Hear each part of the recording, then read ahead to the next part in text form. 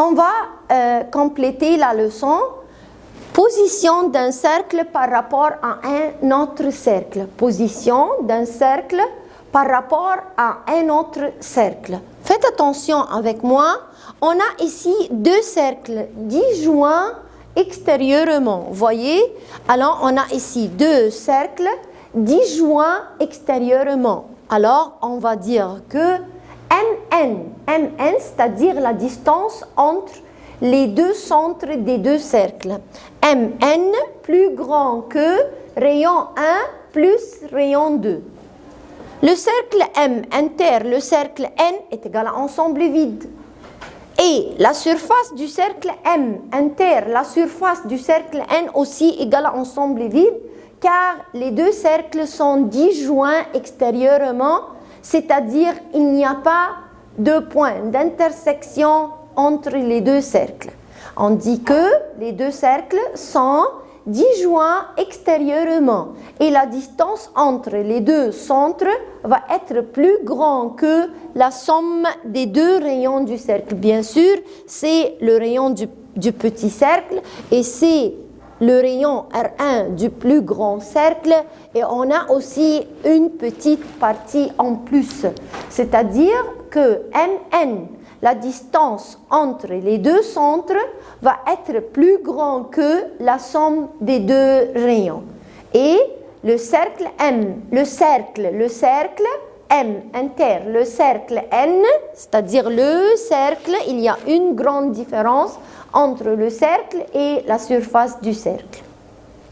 Le cercle M inter le cercle N égale à ensemble vide, et aussi la surface du cercle M inter la surface du cercle N égale à aussi ensemble vide. Alors, les deux cercles sont disjoints extérieurement. Numéro 2, d'accord? Deux cercles disjoints intérieurement. Ils sont disjoints, mais intérieurement.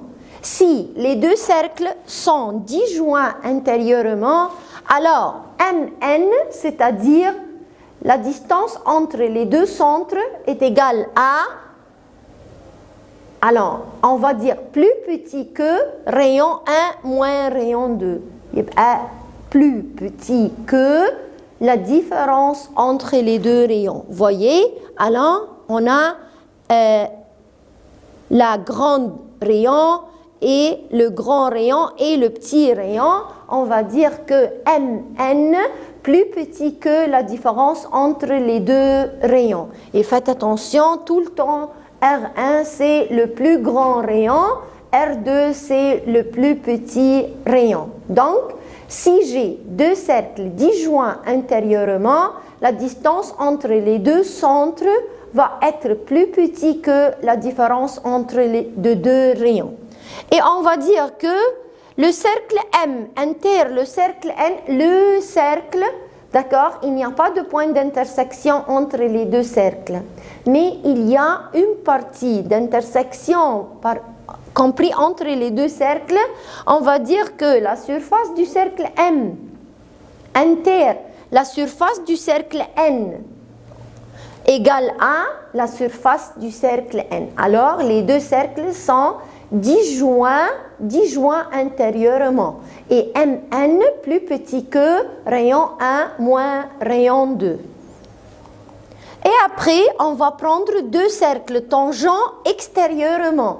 Si j'ai deux cercles tangents extérieurement, alors MN égale rayon 1 plus rayon 2. Voyez la figure? Bien sûr, la distance entre M et N, c'est la somme des deux rayons. Rayon 1 plus rayon 2. Ici, les deux cercles sont tangents, c'est-à-dire un point de contact entre les deux cercles. C'est le point A. Alors, le point A, c'est le point d'intersection des deux cercles. On va dire que le cercle M inter le cercle N est égal à A. Et la surface du cercle M inter la surface du cercle N égale à aussi le point 1. Comment la surface? On a dit que la surface est l'ensemble des points à l'intérieur du cercle et l'ensemble des points du cercle aussi.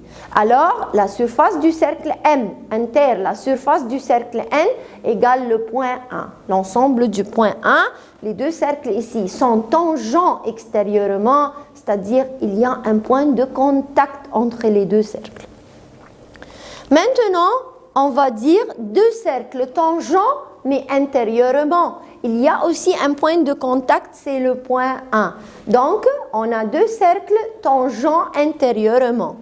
On va dire que Mn est égal à rayon 1 moins rayon 2. Le cercle M inter le cercle N est égal à le point 1, mais la surface du cercle M inter la surface du cercle N égale la surface du petit cercle, c'est-à-dire la surface du cercle N. Maintenant, deux cercles sécants. On va dire deux cercles sécants. Alors, la distance entre les deux rayons va être, d'accord, compris entre la somme et la différence de deux rayons. C'est-à-dire, Mn, la distance entre les deux centres, va être plus grand que la différence des deux rayons et plus petit que la somme des deux rayons. On va dire les deux cercles, le point d'intersection des deux cercles, c'est le point A et le point B. Donc, le cercle M inter le cercle N égale l'ensemble des points A et B. Mais la surface du cercle M inter la surface du cercle N est égale à la région jaune ici, d'accord? C'est l'intersection des deux cercles. Non, c'est l'intersection de la surface des deux cercles. Mais les deux cercles, l'intersection des deux cercles sont les points A et B. Mais l'intersection de la surface des deux cercles, c'est la région jaune. Maintenant, on va prendre deux cercles concentriques. C'est-à-dire quoi? Concentriques ont le même centre. Donc, la distance entre les deux centres est égale à 0. Alors, les deux cercles sont concentriques, c'est-à-dire ont le même centre. Le cercle M inter le cercle N est égal à ensemble vide, mais la surface du cercle M inter la surface du cercle N est égale à la surface du petit cercle. Vous voyez, si le petit cercle est N, donc l'intersection, c'est la surface du cercle N, c'est-à-dire du petit cercle. Alors, maintenant, vite, on va retourner allant la position relative d'un cercle par rapport à un autre cercle. Alors, on va dire que deux cercles disjoints extérieurement, comme ça, deux cercles disjoints intérieurement, deux cercles tangents extérieurement, deux cercles tangents intérieurement, deux cercles sécants et à la fin deux cercles concentriques.